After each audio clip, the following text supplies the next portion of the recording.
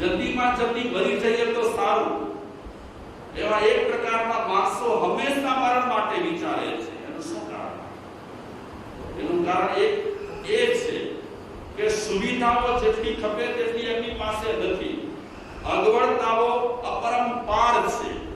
વૈભવ જે રીતે મળવા જોઈએ તે રીતે એમને વૈભવ મળ્યા નથી, એટલે જિંદગીથી કંટાળી ગયા છે.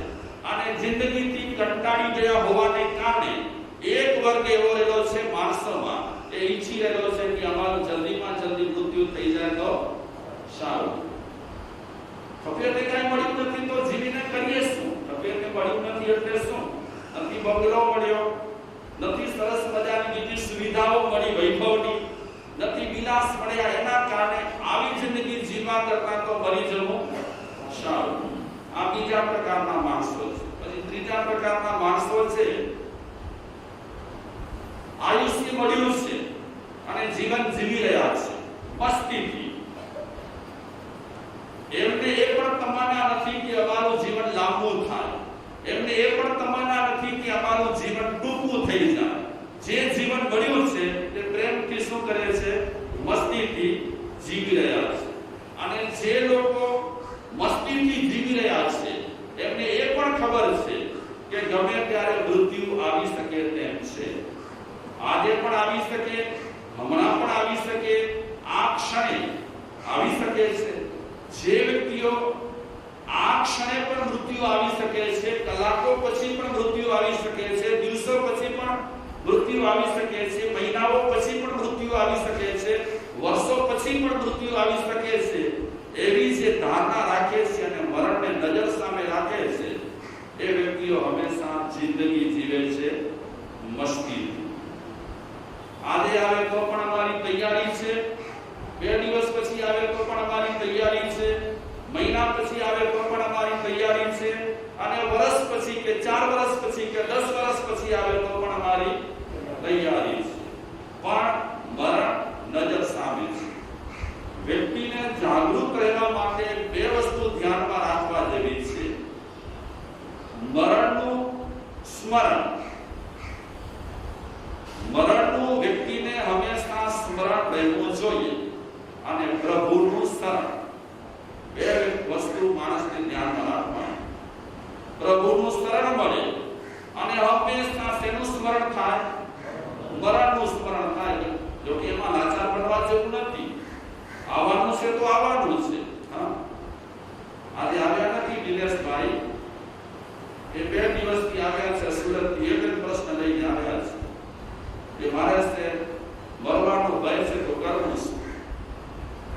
એક જ પ્રશ્ન. 2 દિવસ તમારી પાસે બેઠક કરી તો આ જ પ્રશ્ન એ ઘડીએ ઘડીએ દોહરાવ્યો. માણસ દરેકને મરવાનો તો ભય છે જ રસિકભાઈ. જીવ માત્રને મરવાનો ભય છે, પણ જે જાગૃત પુરુષો રહેલા છે, જે જાગૃત માણસો રહેલા છે, એ હંમેશા મરણનું સ્મરણ ડરવા માટે નહીં પણ જીવનમાં કંઈક મેળવવા માટે સ્મરણ કરતા હોય છે કે ગમે ત્યારે મરણ તો આવી શકે છે. અને આપણે આદે આદે કેટલો દઈશું? આડા હાથ કેટલા દઈશું મરણ માટે? આપણા સૌને માટે જે ફિક્સ છે એમાં તો કાંઈ ફેરફાર થઈ શકે તેમ નથી. એને હાથ દેવા માટે આપણી કોઈ તાકાત પણ કામ લાગવાની નથી. કદાચ આપણે તાકાત કામે લગાડીએ, કોઈની પણ કાંઈ તાકાત કામે લાગવાની નથી. તમે એમ માનો છો કે માણસ 80 વર્ષે મરે છે? તમે એમ માનો છો માણસ 70 વર્ષે મરે છે? બિલકુલ નહીં. માણસ જ્યારે જન્મે છે ત્યારે એનું મરણ શરૂ થઈ જાય છે. છેલ્લો પ્રાણ જ્યારે છોડે ત્યારે મરણનો છેલ્લો તબક્કો રહેલો હોય. રોજ રોજનું આપણું શું છે ચાલુ? પણ આપણે છેલ્લે તબક્કે જ્યારે પ્રાણ છોડીએ ને ત્યારે આપણી પ્રાર્થના સભા રાખવામાં આવે છે. કારણ કે ત્યારે દુનિયાને ખબર પડી જાય કે એને છેલ્લા પ્રાણ છોડ્યા છે, હવે એની પ્રાર્થના સભા રાખવી પડશે. કોઈને ઈચ્છા નથી પ્રાર્થના સભામાં આવવાની, પણ સમાજમાં એક ચલણ છે તો ચલણ પ્રમાણે આ બધું રાખવું પડે છે. રાજી ન થતા હો. આપણા પર કોઈને પ્રેમ નથી, તમે માનો કે ન માનો. પ્રાર્થના સભા પણ આપણી રખાય છે ક્યારે રખાય છે, શા માટે રખાય છે? આપણને પ્રાર્થના સભા સાથે લેવા દેવા નથી, મર્યા પછી શું લેવા દેવા હોય? હા, પછી ગામવાળા કે ગરવાળા કહે કે એમની પ્રાર્થના સભામાં તો ઘણા આવ્યા હતા, ઘણા આવે કે ઓછા આવે, મરેલાને શું ફરક પડવાનો છે? પડશે કે જેની પ્રાર્થના સભામાં લાખો માણસો આવ્યા હોય એને 12મા ડેવલપને બદલે 14મો ડેવલપ પડે, એવો કઈ ફરક પડવાનો છે? કાંઈ નથી કરવાનું. આ તો સંસારમાં બેઠે બેઠે આપણને આશ્વાસન લેવાના છે કે આ ભાઈના મરણમાં અને પ્રાર્થના સભામાં પબ્લિક ઘણી આવી. ટૂંકમાં મરણ આપણું રોજ ચાલુ છે, નથી? ટપક ટપક ટપક જાહત શ્વાસ. આપણી જિંદગી કેવી છે? ખોબામાં રહેલા પાણી જેવી. ખોબામાં આપણે પાણી રાખીએ અને નક્કી કરીએ કે એક ટીપું જવા નહીં દઈએ, ગમે તેટલો ખોબો આપણે કડક પકડીશું, એ પાણી ગમે ત્યાંથી ખોબામાંથી રસ્તો તો કરવાનો છે, ટપક ટપક ટપક કરી અને સરકી જવાનું છે. બસ આપણી જિંદગી છે એ અંજલિ માયલા પાણી જેવી રહેલી છે, જાગૃતિ કેળવવાની છે. મરણ પછી 4 દિવસ લોકો આપણો અફસોસ કરવાના છે, બાકી આપણા માટે નથી નાવું કોઈને, નથી નચવવું કોઈને. સમાજની રીત પ્રમાણે બધા લોકો કરશે, ગરવાળા કરશે. આટલી મેં લાંબી વાત શા માટે કરી? જીવનમાં જાગૃતિ કેળવવા માટે. આ બહુ વાતો મારા માટે પણ ઉપયોગી છે, આપ સૌના માટે પણ ઉપયોગી છે. અને મરણનું સ્મરણ આપણને હંમેશા હોય. નવકાર મંત્રનું તો સ્મરણ આપણે કરીએ છીએ, પણ નવકાર મંત્રના સ્મરણ પછી મરણનું સ્મરણ ભૂલી જવાય છે. પણ હકીકતમાં નવકાર મંત્રના સ્મરણથી પણ પહેલું સ્મરણ કયું હોવું જોઈએ? મરણનું સ્મરણ હોવું જોઈએ. ખબર નહીં આ હોલમાંથી હું બારે શ્વાસ સાથે નીકળીશ કે નહીં નીકળું એની કાંઈ ખાતરી નથી. અને મરણ પહેલા પણ સસ્તા હતા અને મરણ તો આજે પણ સસ્તા છે, મોંઘા નથી કઈ બહુ છે. તો જો આપણી જિંદગી આવી જ હોય અને એક દિવસે આપણને આ ફાની દુનિયામાંથી મરી જવાનું હોય તો આપણાથી જેટલા સારા કામ થઈ શકે તેટલા કરી લેવા જેવા છે. સંસારની તો આડ પંપાળ રહેવાની છે. જ્યાં સુધી દરજીનો દીકરો જીવશે ત્યાં સુધી શીખવાનો છે. અને કુંભારનો દીકરો જ્યાં સુધી જીવશે ત્યાં સુધી જો એનો ધંધો ચાલુ હશે તો એ વાસણ બનાવવાનો છે. તો જિંદગી આપણી આવી રીતે તો એક પસાર થઈ જ રહી છે, પણ એની સાથે સાથે આ મનુષ્ય અવતારમાં એવું કંઈ કરીએ કે ભવિષ્ય માટે અને આપણા જીવન માટે થોડું વધારે ઉપયોગી રહે. તો અત્યારે આપણે ચાતુર્માસિક વ્યાખ્યાનમાળામાં ધર્મબિંદુ ગ્રંથના આધારે 35 સબ્જેક્ટ પર વિચારી રહ્યા છીએ. એ 35 સબ્જેક્ટમાં આજે આપણે નવો એક સબ્જેક્ટ ચાલુ કરીએ છીએ. લગભગ તો આપણે એ સબ્જેક્ટ આજે જ પૂર્ણ કરવા માંગીએ છીએ, પણ એ નવો સબ્જેક્ટ ચાલુ કરતા પહેલા એક વખત આપણો જે લેસન રહેલો છે એનું આપણે શું કરીએ? રિવિઝન કરીએ. જેટલા નિશાળ આવ્યા છે એટલા, કારણ કે નિશાળમાં આવું કઈ સહેલું છે? આ તો જેટલા દિવસ સુધી ગાપસી મૂકાય એટલા દિવસ સુધી સ્કૂલમાં ગાપસી મૂકવાની. તે છતાં પણ નિશાળી આવે છે. તો આપણે એક વખત એનું પુનરાવર્તન કરી લઈએ. ન્યાય થકી ધન સંપાદન કરવું સદા, શિષ્ટાચાર પ્રશંસા કરવી નિત્ય જો, સ્વગોત્રી સાથે સગપણ કરવું નહીં, પાપ ભીરુ થઈ વર્તો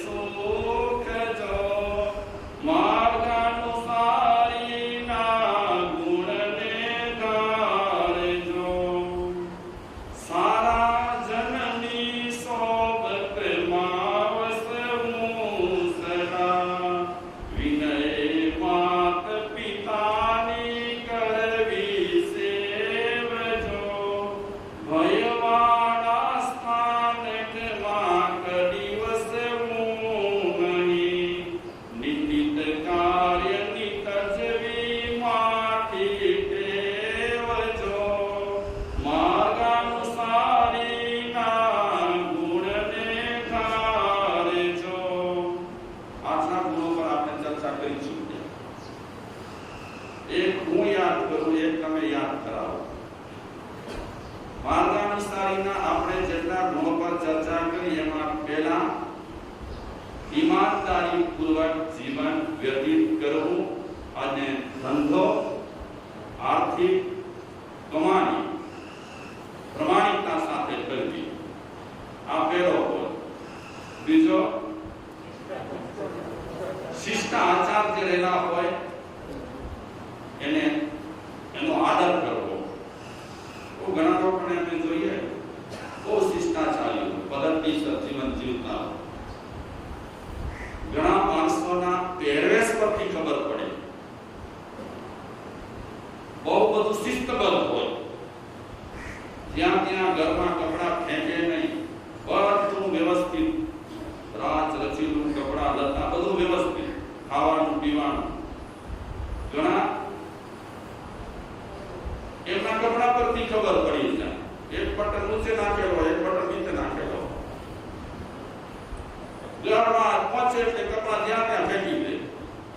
રાત રચીલું પણ જેમ તેમ પડ્યું હોય, ગર્વકરી પણ જેમ તેમ પડ્યું હોય. તો ઘણા બહુ શિષ્ટાચાર વાળા હોય, વ્યવસ્થિત બોલવામાં, ચાલવામાં, બધી રીતે. પછી આપણે ત્રીજી ચર્ચા કરી હતી લગ્નની. આ બધું કહેવાનું કારણ શું? મહાપુરુષોને કહેવાનું કારણ એ કે વ્યવહાર આપણો શુદ્ધ હોય તો ધર્મમાં પ્રવેશ સહેલાઈથી થઈ શકે, અને વ્યવહાર જો શુદ્ધ ન હોય તો ધર્મમાં પ્રવેશ ન થઈ શકે વ્યવસ્થિત. લગ્નની વાત કર્યા પછી ચોથા ગુણમાં એમને કીધું વિષયમાં કે લોકાચાર અને દેશાચાર, જે દેશમાં રહેતા હો તે પ્રમાણે એનું તમે પાલન કરો, અને ત્યારે પણ તમે કોઈની નિંદા ન કરો, અવર્ણવાદ ન કરો. સૌ કર્મ પ્રમાણે બિચારા જીવે છે. આપણે કહીએ એમ તો ચાલે કે ભેંસના સિંગણા ભેંસને ભારી. કેટલા લોકોની આપણે પંચાયત કરી છે. ઘણા લોકોને બિચારાઓને વિશેષ આ પડે છે અવર્ણવાદ બોલવાનો. તમે સારું ખાશો તો પણ અવર્ણવાદ બોલશે. તમે ચાર ઠેકાણે કોઈને ખવડાવશો તો એ પણ અવર્ણવાદ બોલશે. તો એમને બોલવા દેવાનું. પણ આપણે જેટલા બચી શકીએ એટલા અવર્ણવાદથી શું કરવાનું? બચવાનું. પછી તમારું નિવાસ સ્થાન કેવું હોવું જોઈએ, જમીન કેવી હોવી જોઈએ, એના વિશે વર્ણન કર્યું. અને સૌથી બેસ્ટ વાત એ કરી કે તમે એવો ઘર પસંદ કરો કે પાડોશ બહુ સારો હોય, જેના કારણે તમારા સંસ્કારોનું સંવર્ધન થાય અને પાડોશી વ્યક્તિને પણ તમારા સારા સંસ્કારનો સંસર્ગ મળે. સારા જનની સોબતમાં વસ્તુ, હંમેશા સારા માણસોની સાથે બેઠક કરવી, નહીં તો અસર થયા વગર ના રહે. ચેપ તો લાગે, જેમ ડેન્ગ્યુનો ચેપ હોય, મેલેરિયાનો ચેપ લાગે, એમ સહવાસનો પણ ચેપ લાગે. 4 દિવસે નહીં તો 14 દિવસે ચેપ લાગી જાય. અરે આપણે વિચારી આની ભાઈ તો બહુ સરસ ને એમને કે આ બધું સૂઝ્યું હવે, પણ લાગી જાય છે. ગમે તેનો ચેપ ગમે તે માણસને લાગી શકે છે. આમ જોવા જઈએ ને તો આપણે ગમે તેટલા મોટા થશું તો પણ આપણું માનસ કેવા છે? બાળ માનસ. સાધનામાં કોઈ આગળ વધી ગયા હોય તો અલગ વાત છે, નહીં તો અત્યારે આપણે જે રીતે જીવન જીવીએ છીએ તે રીતે આપણો માનસ છે ને બાળ માનસ છે. અને બાળ માનસને સંસર્ગની અસર થયા વગર રહેતી જ નથી. આ સબ્જેક્ટ પર આપણે ચર્ચા કરીએ પછી આપણે એ સબ્જેક્ટ પર ચર્ચા કરી હતી કે વિનયથી માતા પિતાની સેવા કરવી. પછી આપણે ચર્ચા કરી હતી કે ભયવાળા જે સ્થાન લેલા હોય એવે ઠેકાણે નિવાસ ન કરો. જ્યાં ભય પેદા થાય ત્યાં આપણે ઉભેલા હોઈએ અને પોલીસ ધરપકડ કરતો હોય તો ક્યાંક આપણે પણ એકદમ નિર્દોષ હોઈએ તે છતાં પણ ફસાવવું પડે. તો નાના નાના માણસો માટે કેટલી સાવચેતી ઋષિ મુનિઓ રાખી છે કે એમાં સ્થાનમાં બહુ ઉભા રહેવામાં મજા નહીં. સમયસર માપી લેવાનું એટલે નીકળી જવાનું. નિંદિત કાર્યની તજવી માંથી ટેવજો. અને સમાજમાં જે નિંદિત કાર્યના હોય એની જો ટેવ રહેલી હોય તો એ ટેવને શું કરવી? છોડવી. આજે આપણે નવો ચાલુ કરીએ છીએ. આવકને અનુસારે વ્યય કરવો સદા, વિધ અનુસારે ધરવો સાદો વેશ જો. ઋષિ મુનિઓ ગ્રહસ્થનું જીવન સુખ ચેનથી પસાર થાય એટલા માટે ગ્રહસ્થને એવી પદ્ધતિઓ પણ બતાવી છે કે જેના કારણે ગ્રહસ્થ પ્રસન્ન રહી શકે. કારણ કે તમે ભલે દીક્ષા ન લઈ શકતા હો તે છતાં પણ તમારું જીવન તો સુખચેનથી પસાર થાય એની ચિંતા ઋષિ મુનિઓ રાખે. કોઈ આગ્રહ નથી રાખ્યો. દીક્ષા લો તો સારું છે, હા, ન લો તો પણ વાંધો નહીં. ગ્રહસ્થ જીવનમાં પણ તમે એવી રીતે જીવો કે જેના કારણે તમારી પ્રસન્નતા છીનવાય નહીં, તમે આનંદમાં રહો, તમે પણ અમન ચમનથી જિંદગી ગુજારો, એવી ઋષિ મુનિઓની ભાવના છે. એટલા માટે એમણે આ બોલમાં કીધું આવકને અનુસારે વ્યય કરવો. તમારી જે રીતે આવક રહેલી હોય તે પ્રમાણે તમે વપરાશ રાખો. કેટલી ફિકર કરી. ક્યાંય શાસ્ત્રોમાં દબાણ નથી કર્યું કે આટલા રૂપિયાનું તમારે દાન દેવું જ પડશે. દાન દેવું કમ્પલ્સરી નથી. તમારી પરિસ્થિતિ સારી હોય, તમારા સંજોગ સારા હોય અને ક્યાંય પણ તમને ખેંચ વર્તાતી ન હોય તે રીતે તમે તમારા ધનનો વિનિયોગ કરો. ક્યાંય આગ્રહ નથી. કોઈ વ્યક્તિએ લાખ રૂપિયા આપ્યા, એની શક્તિ છે ને આપ્યા છે, તો એનું અનુકરણ તમારે કરવાની કોઈ જરૂર નથી. તમારી પરિસ્થિતિ સામાન્ય છે, તમારો બિઝનેસ સામાન્ય છે, તમે માંડ માંડ ઘર ચલાવી શકો છો, તો કોઈની વરોડમાં બેસવાનું નથી અને કોઈનું અનુકરણ કરવાનું નથી. સમાજમાં સારું નહીં લાગે અને સમાજમાં પ્રતિષ્ઠાને ધક્કો લાગશે. સમાજને જોઈ કરી આપણે આવકથી વધારે વ્યય કરીશું તો તકલીફ કોને પડશે? કોને પડે તકલીફ? માણસને જ પડે, તે એકલાને ન પડે. આવકથી જો વપરાશ વધારે હોય તો ઘરના મુખ્ય માણસને તો ખેંચ રહે, પણ ઘરના બધા માણસોને ખેંચ વર્તાય. વ્યવસ્થિત ઘર ચલાવાય નહીં એટલે સ્વાભાવિક છે કે બધાને ટેન્શન રહે, ચિંતા રહે. મૂળ વાત તો એ રહેલી છે કે મનુષ્ય અવતાર મળ્યા પછી કેટલી રાહત સાથે આપણે જિંદગી જીવી શકીએ એ મહત્વની વાત રહેલી છે. બાકી કોઈના બંગલા જોઈ અને શું કહેવાય છે, આપણી ઝૂંપડી તોરાય નહીં. એ બંગલાવાળા છે એમનું પુણ્ય છે અને પુણ્યને કારણે એમની પરિસ્થિતિ અત્યારે સારી છે, તો અત્યારે આપણને જે ઝૂંપડી મળી છે એ આપણી પરિસ્થિતિ પ્રમાણે અને આપણા પુણ્ય પ્રમાણે બરાબર છે. તો ક્યારેક આપણે ઘણી વખત સારા સમૃદ્ધિવાળા માણસને જોઈ કરી અને આપણને જે મળ્યું હોય તે ભોગવી શકતા નથી. ક્યાં નજર હોય આપણી? ક્યાં નજર હોય? પેલા માણસ એ મળવાનું નથી આપણને.